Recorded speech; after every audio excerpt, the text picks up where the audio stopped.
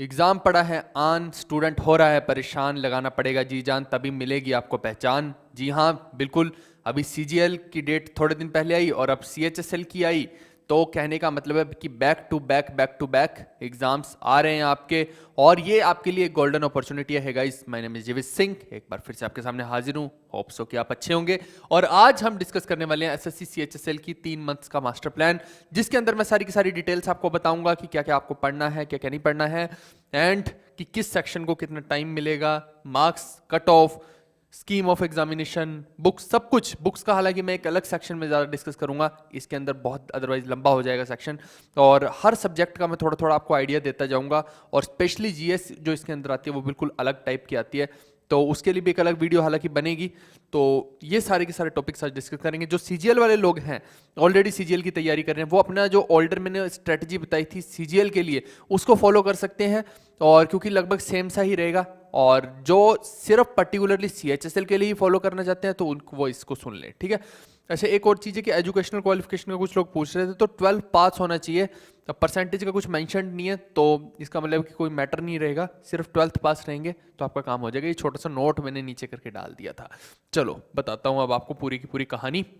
अच्छा, इससे पहले एक और चीज़ बता दूं कि हमारा ये जो Oliveboard sponsored mock test है, लाइव मॉक टेस्ट, ये सिर्फ 2 दिन चलेगा, 5 और 6 फरवरी को, एकदम फ्री ऑफ कॉस्ट है।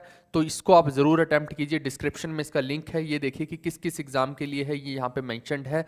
और स्पॉन्सर्ड बाय ओलिव बोर्ड जी, ठीक है। और आप देखिएगा ज़रा डिस्क्रिप्शन में जाके। और मैंने ऑलरेडी बता रखा है कि जब आपको मैं कोई मॉक टेस्ट देता हूँ तो आप उसको अटैम्प्ट करते हैं तो हम आपको जो वो फ्री ऑफ कॉस्ट वाला गिव अवे है वो ज़रूर देने की कोशिश करते हैं, आपके चांसेस ब्राइट हो जाते हैं, ठीक है। तो इसको आपको अटैम्प्ट करना है, डिस्क्रिप्शन में इसका मैंने लिंक दे दिया है। अब देखते हैं कि sectional time and toughness strategy.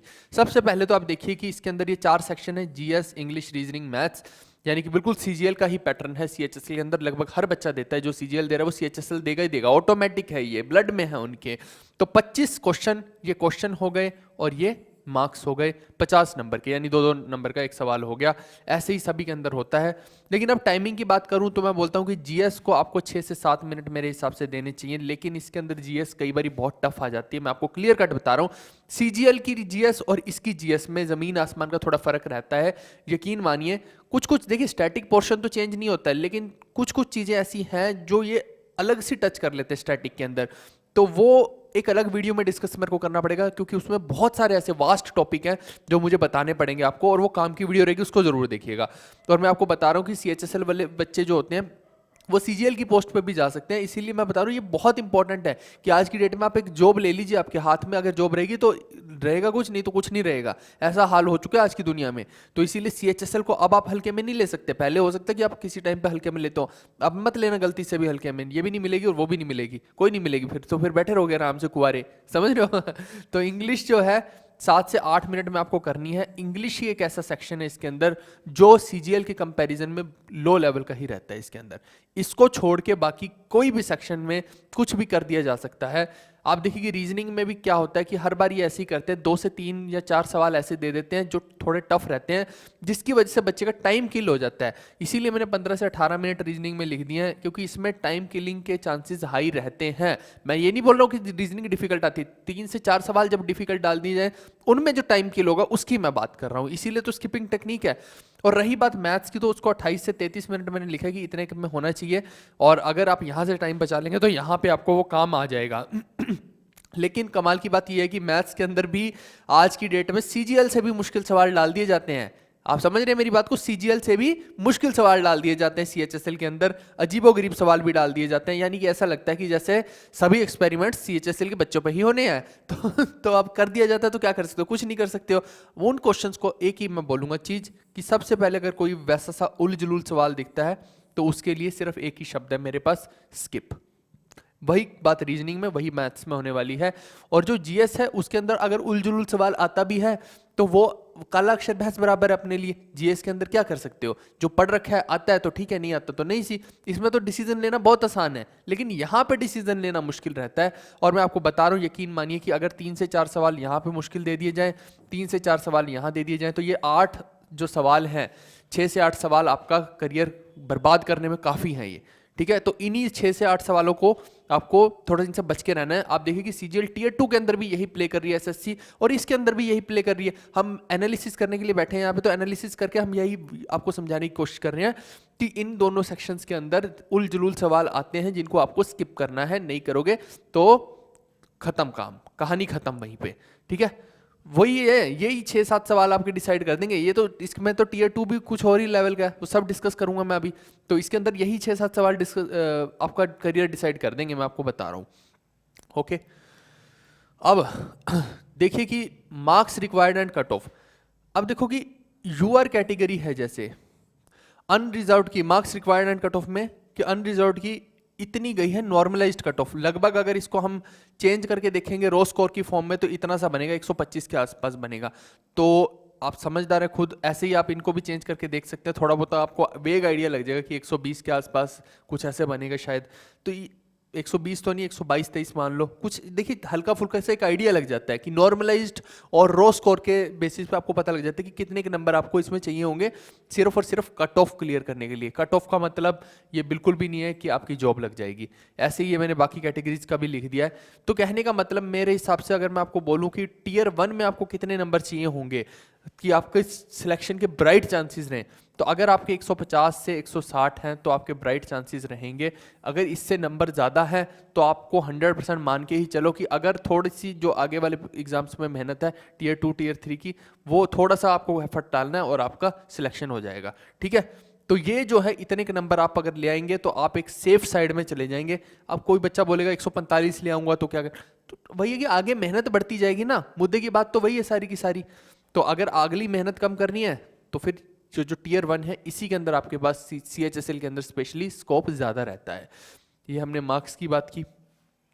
अब मैं स्कीम ऑफ एग्जामिनेशन की बात करता हूं, तो मार्क्स और स्कीम ऑफ एग्जामिनेशन में अब आपको शायद ज़्यादा समझ आएंगी चीज़ें कि जो यहाँ पे टीयर 1 है वो 200 नंबर का है, और इसके अंदर क्या आता है वही जो जीके, रीजनिंग, मैथ्स, इंग्लिश, वो वाला हो गया टीयर 1। टीयर 2 में क्या आता है आपका 100 मार्क्स का आता है टीयर 2। इसके अंदर क्या है, डिस्क्रिप्टिव है, ऐसे लेटर जो होते हैं, प्रीसी होती है, ये सब चीज़ें हैं जो डिस्क्रिप्टिव की हैं, वो है टीयर 2 के अंदर। और टीयर 3 जो है वो आपका क्वालिफाइंग है। क्वालिफाइंग है तो क्या होता है, वही आपका जो क्या कहते हैं इसको, स्किल टेस्ट कह लो या कंप्यूटर वाला टेस्ट कह लो, ठीक है। टाइपिंग लिख लो इसको, टाइपिंग है ये। तो ये सब चीज़ें हैं। क्वालिफाइंग तो रहेगा लेकिन इसके अंदर स्पीड अच्छी चाहिए होती है टाइपिंग के अंदर। तो ये मैं बताऊंगा अभी, एक वीडियो अलग से भी बनेगी क्योंकि इसके अंदर क्या है कि बहुत कुछ है बताने को, अदरवाइज तो ये वीडियो 2 घंटे की बन जाएगी हमें। तो अलग अलग मैंने थोड़ा सा बाइफरकेट करके वीडियोस बनाई है ताकि आपको शॉर्ट जगह पे शॉर्ट कंटेंट मिल जाए और तुरंत आपको पता लग जाए। नहीं तो एक वीडियो को इतना लंबा देखना पड़ेगा फिर जाके आपको वो चीज़ें पता लगेंगी। तो कहने का मतलब ये है कि यहाँ पे अगर कोई बच्चा 150 से 60 160 ले आता है तो उसके चांसेस ब्राइट इसीलिए होते हैं क्योंकि आप देखिए कि आगे नंबर भी तो घटते जा रहे हैं। यहाँ पे कोई मतलब नहीं है नंबरों का। यहाँ पे 100 है तो लगभग जनता के आ जाएंगे 50-60, तो यहाँ पे तो जनता के 50-60 आ जाएंगे तो डिसाइडिंग फैक्टर कौन सा रह जाएगा, ये है, ये डिसाइडिंग फैक्टर है कि आपके कितने नंबर बन रहे हैं और आपका सिलेक्शन होगा कि नहीं। इसीलिए तो कहते हैं कि CHSL में ये डिसाइडिंग फैक्टर है, CGL में दोनों हो सकते हैं डिसाइडिंग फैक्टर। उसके अंदर क्या है कि 3 पड़ाव है आपके पास, टीयर 1, टीयर 2, टीयर 3, लेकिन यहाँ पे सिर्फ यही मेन पड़ाव है। उसके बाद यहाँ तो जनता के आते हैं नंबर भाई मेरे, समझ रहे हो। तो ये जो है ये आपको समझना है कि आप कैसे इन चीज़ों को टैकल करेंगे। हालांकि मैं आपको पूरी गाइडेंस जितनी भी दे सकता हूँ दूंगा। अच्छा, इसके अलावा जो लोग मैथ्स की तैयारी कर रहे हैं वो ये तो 300 घंटे वाली सीरीज इसको फॉलो कर सकते हैं। हालांकि अभी हम कुछ और भी बड़ा लॉन्च करने वाले हैं, मैंने पहले भी बताया था कि 3-4 दिन तक बस वेट कीजिए और आने वाला है। और CHSL के लिए मैं स्पेशली बता रहा हूँ कि हमने बहुत अच्छा CHSL के लिए और CGL के लिए कंबाइंड एक ऐसा कंटेंट बनाया है कि जो आपको बहुत बहुत बेनिफिट रहेगा। और आप अगले 3 महीने में चाहे CGL हो चाहे CHSL हो, दोनों की तैयारी आप इजीली उसी कंटेंट के साथ कर पाएंगे। तो उसके लिए आप 3-4 दिन वेट कीजिए, तो आपके सामने बहुत अच्छा यूनिक कंटेंट रहेगा, तो आपको समझ आएगा सारी चीज़ें। और अगेन फिर से वो बोल रहा हूँ कि ये जो मॉक टेस्ट है ये ज़रूर दीजिएगा, क्योंकि जो हमारे यूनिक कंटेंट आने वाला है वो फिर अगर आप ये सब चीज़ें करते रहेंगे, ये मॉक टेस्ट देते रहेंगे, तो उन बच्चों को हम वो कोशिश करेंगे जितने मैक्सिमम बच्चों को फ्री ऑफ कॉस्ट दे पाए, क्योंकि वो जो है वो फ्री ऑफ कॉस्ट शायद ना रहे, इसीलिए मैं बोल रहा हूँ। तो बस आपको क्या करना है, ये मॉक टेस्ट जरूर अटेम्प्ट कीजिए, लिंक इसका डिस्क्रिप्शन में, इसका भी लिंक डिस्क्रिप्शन में दे दूंगा। तो अब हम जो नेक्स्ट वीडियो में डिस्कस करने वाले हैं CHSL का, उसके अंदर एक तो मैं सोच रहा हूँ कि अलग अलग स्ट्रेटजी बताऊंगा। GS के अंदर बहुत सारे ऐसे टॉपिक्स हैं जिनको टच करना पड़ेगा आपको, तभी आपकी बात बनेगी। और ऐसे ही हम देखें कि मैथ्स के अंदर किस हिसाब से चीज़ों को टैकल करना है, क्योंकि मैथ्स में बहुत सारे क्वेश्चंस ऐसे उलझुल आते हैं, तो कैसे स्किपिंग करनी है, इंग्लिश में क्या चीज़ें पढ़नी है, बुक्स कौन कौन सी पर्टिकुलरली पढ़नी है ताकि आपको ज़्यादा अपना दिमाग ना ख़राब करना पड़े, ये सब चीज़ें अभी हम डिस्कस करेंगे एक अलग सेपरेट वीडियो में, क्योंकि इसी के अंदर इतनी सारी चीज़ें डिस्कस नहीं की जा सकती हैं। आई होप कि आज की वीडियो आपको अच्छी लगी होगी। अच्छी लगी तो लाइक शेयर सब्सक्राइब कीजिए, यहाँ पे सब्सक्राइब का बटन भी दिख रहा होगा, टिक कर लेना तो सब्सक्राइब हो जाएगा। ठीक है, हम मिलते हैं नेक्स्ट वीडियो में। आई होप कि जो भी हम कंटेंट आपको दे रहे हैं वो आपके काम आ रहा होगा। Bye bye guys, take care, see you, love you all.